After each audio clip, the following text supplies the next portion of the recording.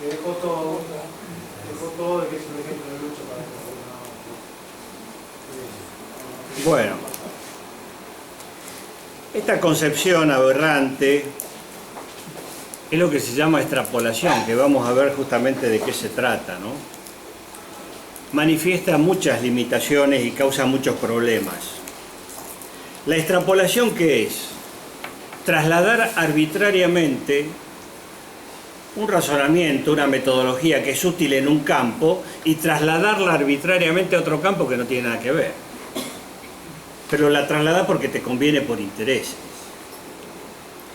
Es decir, la economía ambiental extrapola su propia concepción de sistema económico totalmente errado, anticientífico, y lo lleva a los otros ámbitos.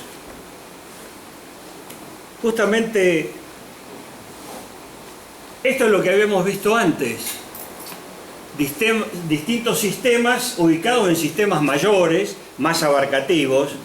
La extrapolación es esto, llevar lo propio de la esfera económica al conjunto de las actividades humanas y al análisis también de la biosfera, de la naturaleza, de las relaciones del hombre con la naturaleza. Esta es la extrapolación.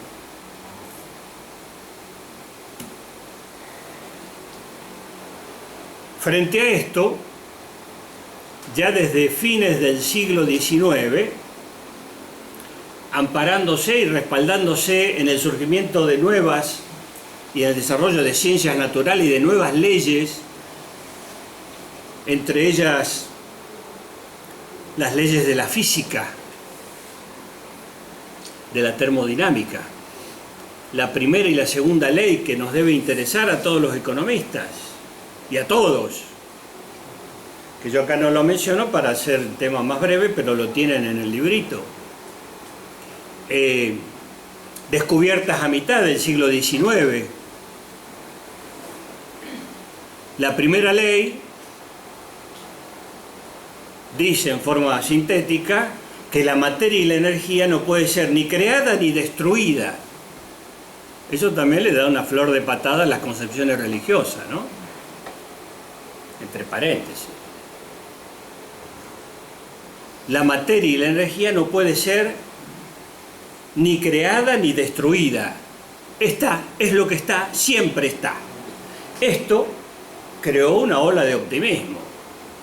Quiere decir que podemos hacer uso de la naturaleza todo lo que queremos.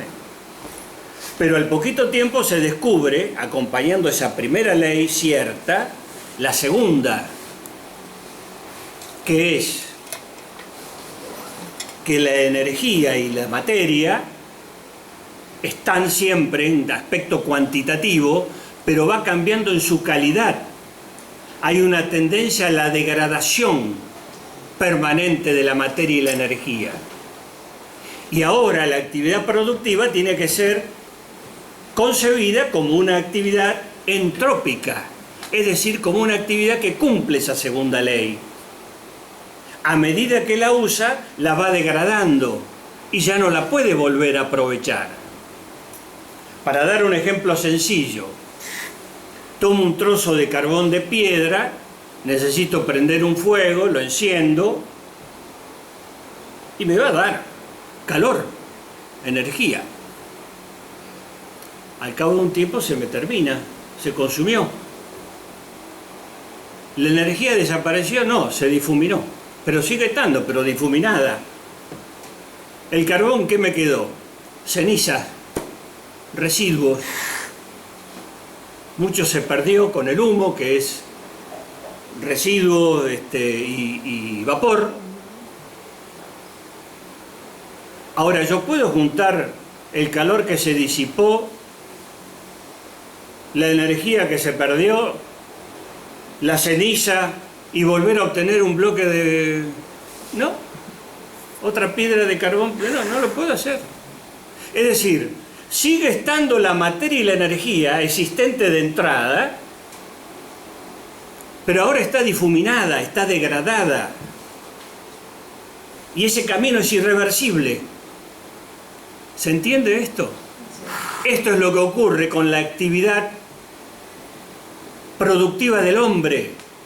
Y ya somos, el otro día apareció que somos 8.000 millones en la especie humana. Somos una verdadera plaga para el resto de las especies. Una plaga. Y por supuesto sigue la idea de seguir procreando. Tuve un profesor cuando hice mi curso, ya hace un tiempo, que nos dijo claramente,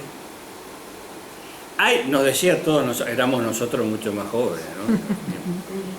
Hay que hacer más el amor y tener menos hijos, señores. ¿Se entiende esto, no? Y nada de eso de que los hijos, porque hacerlo es lindo. Porque el disfrute de 15 minutos nos está originando una plaga que empieza a ser insustentable. Insustentable, porque el espacio cada vez mayor que ocupamos es en detrimento de las otras especies. Sí, lo que necesitamos para vivir. Claro, claro. En Europa hay muchos carteles donde resalta la que compran hijos porque no tienen hijos. Bueno, ahí más que el razonamiento, lo que actúa es la crisis económica.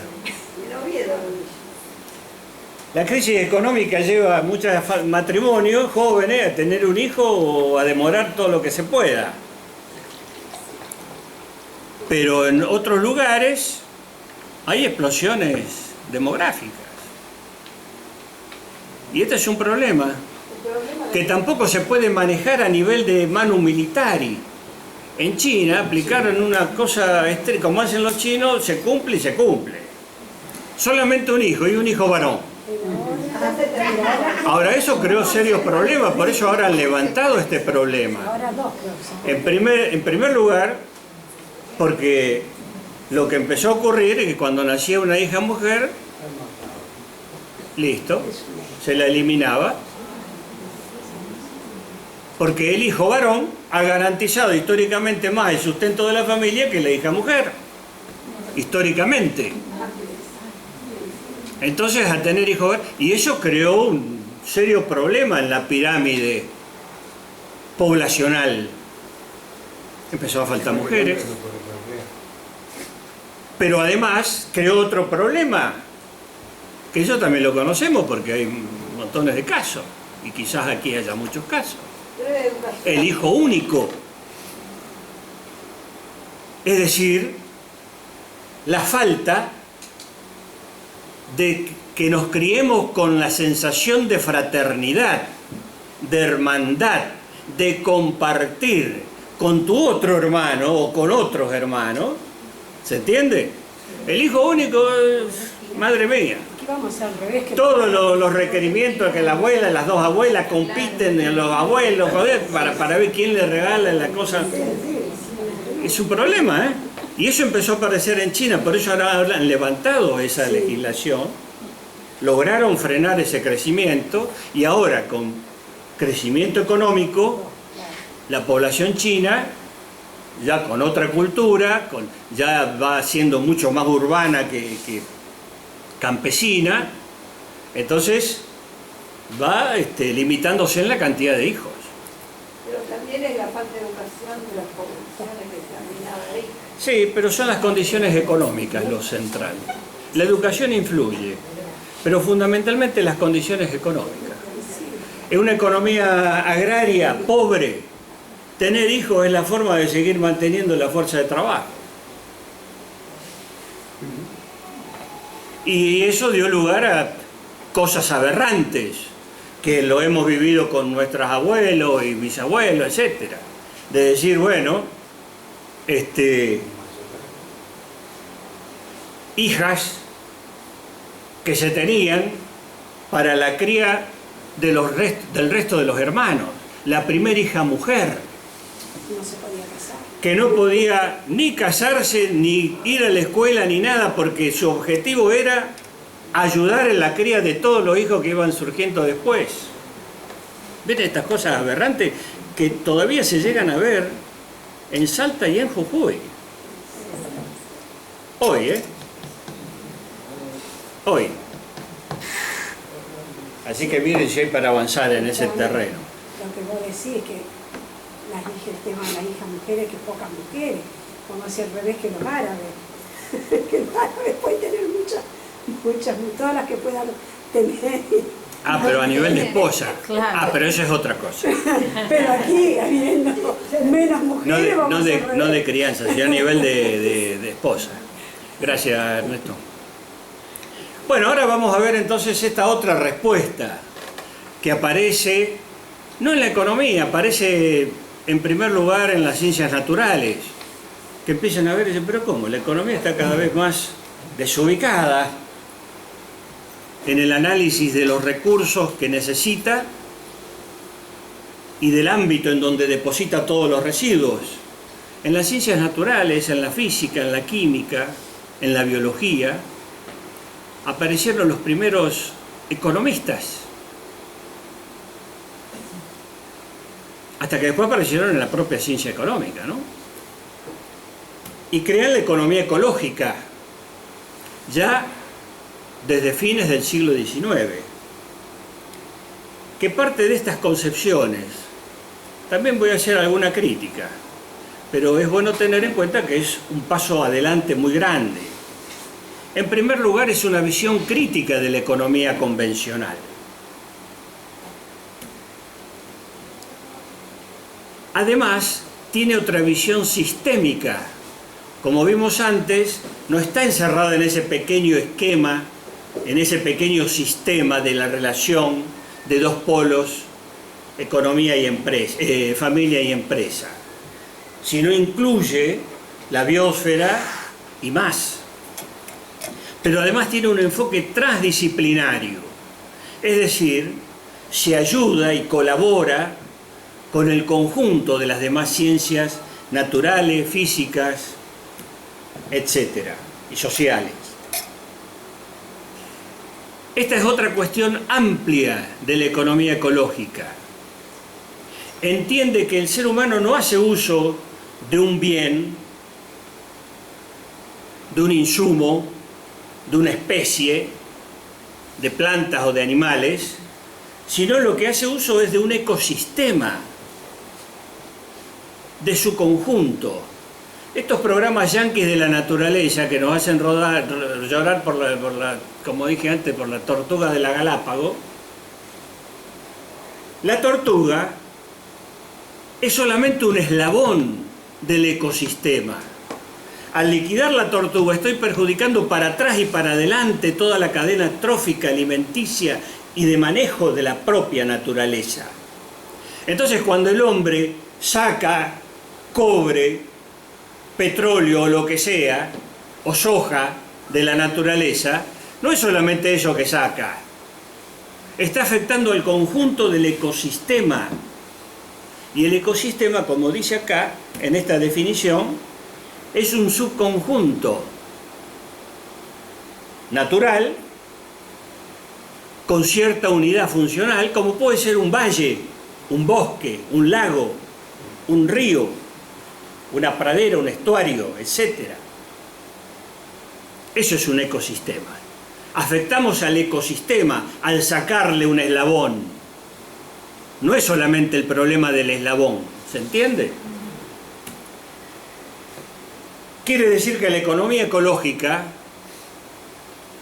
frente a un proyecto económico, se esfuerza por tener en cuenta y considerar el contexto ambiental, físico-natural, en donde ese proyecto se va a desarrollar. ¿Qué es lo que se hace ahora, inclusive a nivel gubernamental? ¿Qué es lo que ha propuesto la economía ambiental, por ejemplo, la economía del sistema? Un análisis costo-beneficio, para decir si tal empresa o tal proyecto de ruta o de dique, fíjese que hasta el nombre del análisis costo-beneficio es una valoración simplemente monetaria, basada en el precio, en el dinero. Es lo que hacen con los humedales. Exacto. Entonces, Eso es una visión totalmente limitada. Análisis costo-beneficio. Primero porque la valoración monetaria que hace está plagada de errores, de imprecisiones. Es arbitrario.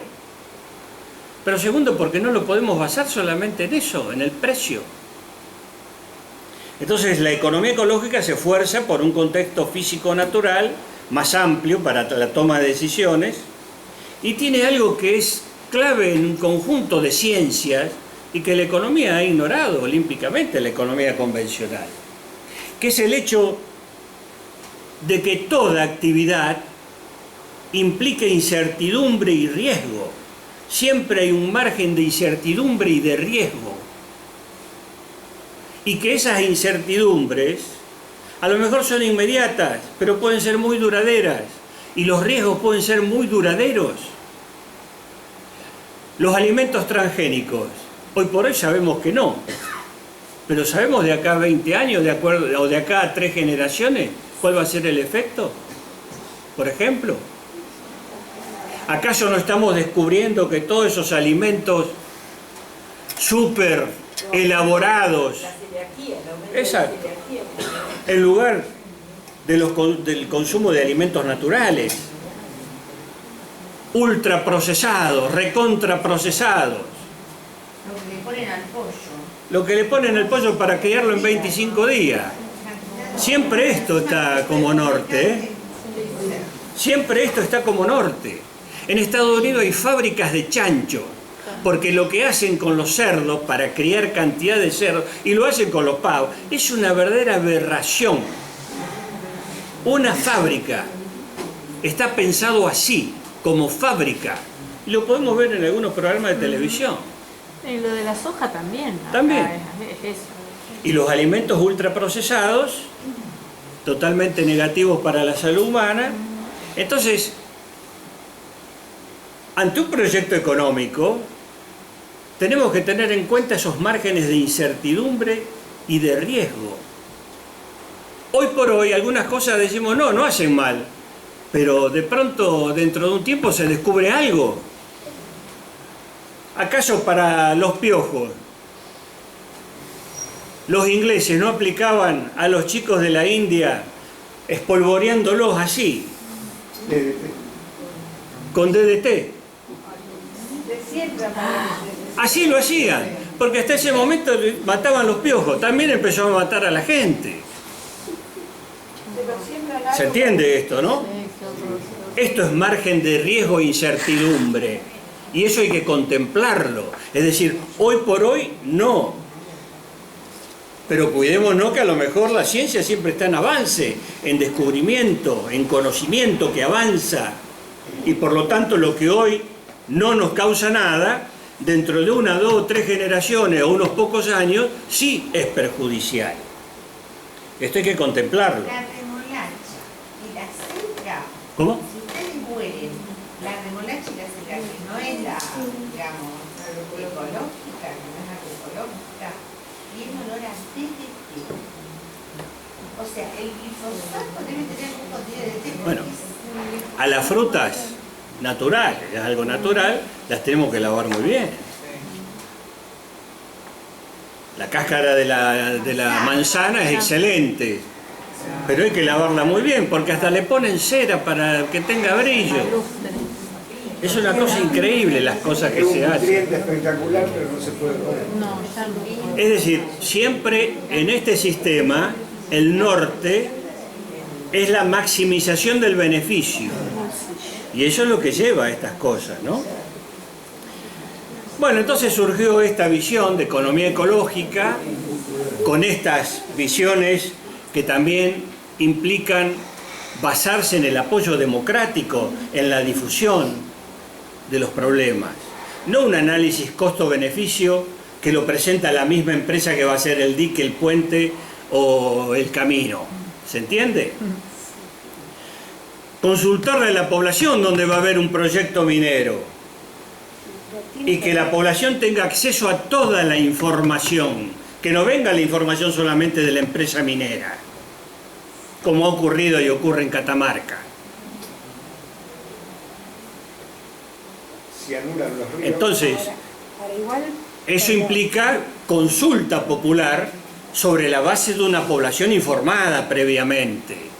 Porque algunos le dicen, te doy 100.000 pesos y agarran viaje y aprueban lo que sea y hacen negocio con lo que sea. Pero otra cosa es cuando vos informás al conjunto de la población y decís, bueno, ahora sabemos lo que es bueno, lo que es malo, esto es lo que puede ocurrir, estos son los márgenes de riesgo e incertidumbre, decidamos democráticamente como, bueno, la economía ecológica también apoya este tipo de decisiones. En el caso de la actividad minera, habrá poblaciones que a lo mejor digan, sí, queremos que haya una... Y otras que van a decir, no queremos saber absolutamente nada. habría que buscar un equilibrio. Hay que plantearlo sobre la base de información. Claro. Información en la población. Bueno, se imaginan ustedes que entre la economía ambiental inventada por el sistema para tratar de dar una respuesta que es incorrecta a los temas ambientales desde la visión neoliberal y la economía ecológica, se generó y se genera un conflicto muy serio.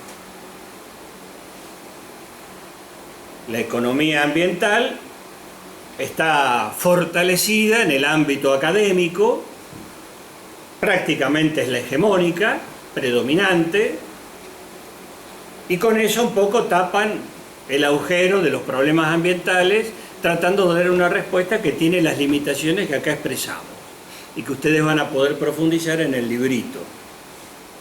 La economía ecológica tiene muy grandes principios.